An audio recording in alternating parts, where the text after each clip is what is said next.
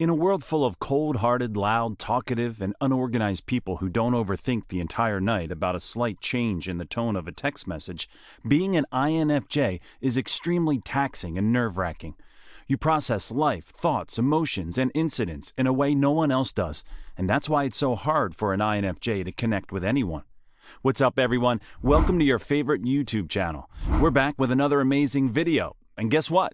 Today's video is for all the INFJs who feel like an outsider in most situations and feel like they're never understood or seen by other people.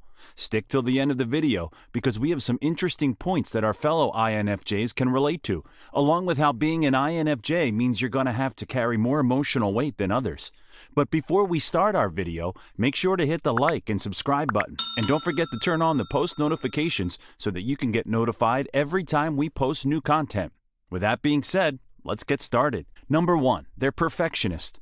INFJs can't sleep at night knowing they let anyone down, hurt someone, didn't organize their closet, or didn't ace that test. In short, they're perfectionist.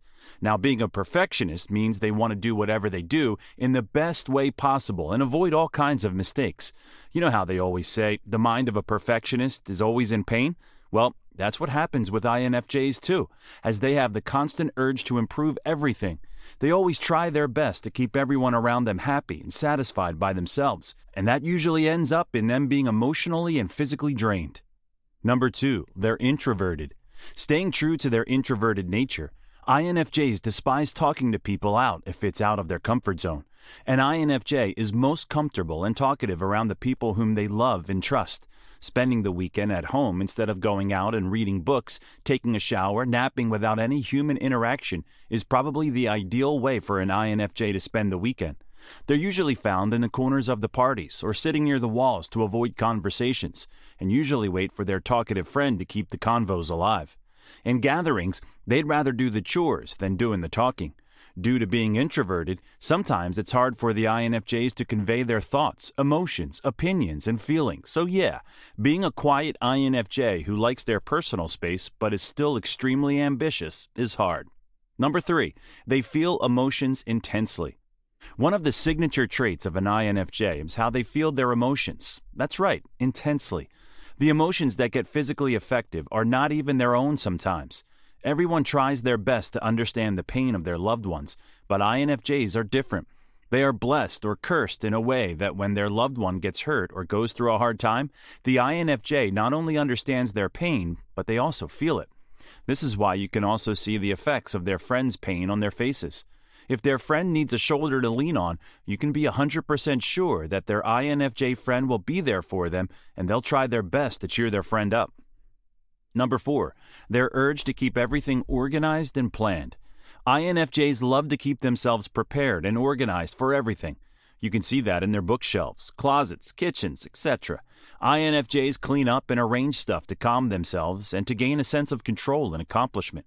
It's hard for an INFJ to be around messy people or to stay in an unorganized environment as they keep getting distracted again and again due to the mess and the lack of neatness around them. Number 5, trauma dumping. It's a nice thing when people confide in you and consider you trustworthy enough to be vulnerable with you. It shows that you're someone who knows how delicate emotions are and how they trust you that you'll give the right reaction or advice.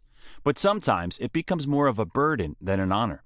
People keep telling you what bothers them or how their life is so tough, and you're slowly consumed by the guilt of not doing good enough, not being grateful enough, or not being helpful enough. You don't even get the time to process the serious information being revealed. And since INFJs feel the pain along with understanding it, it becomes even harder for them to deal with it. Number 6, their self-worth depends on them being able to take care of others. Another painful aspect of being an INFJ is that most of your self-worth is dependent upon how much you take care of your close people, how much you help them, and how their life can get less painful because of you. Now, this means when a friend doesn't open up to an INFJ, doesn't let them help them, the INFJ is going to blame themselves for not being good, trustworthy, or helpful enough. Helping other people is necessary, but not at the cost of your mental peace and self-worth. Number 7, they ignore themselves. INFJs are usually so selfless that most of the time the center of their attention, love, care, and thoughtfulness is their loved ones. An INFJ can be suffering, But at the same time, if a friend needs help, advice, or emotional support, the INFJ will, of course, ignore themselves and take care of their loved ones first. Again, being helpful towards others is nice, but neglecting yourself continuously can have serious consequences. Number 8, they can be clingy. Now, if you know an INFJ, you're well aware of their habits. Them being thoughtful, concerned, and interested towards you is not out of the ordinary. But for someone with a short temperament and strict rules about personal space, INFJs can become a little annoying. They can seem a little invasive, persuasive, and of course, clingy sometimes. And this is the reason why they generally struggle with friendships and stick to just a few close people who understand them. Number 9, they don't stand up for themselves.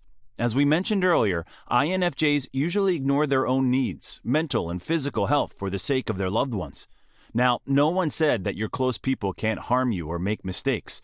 The best way to have healthy relationships and friendships in life is to correct others when they wrong you and improve yourself as well. INFJs improve themselves, but due to their selflessness, they often let their close people or others wrong them. Alright folks, that's all for today's video. Hope you guys liked it. Make sure to drop your suggestions, questions, and requests in the comment section down below. We'll be back soon with another one. Until then, take care.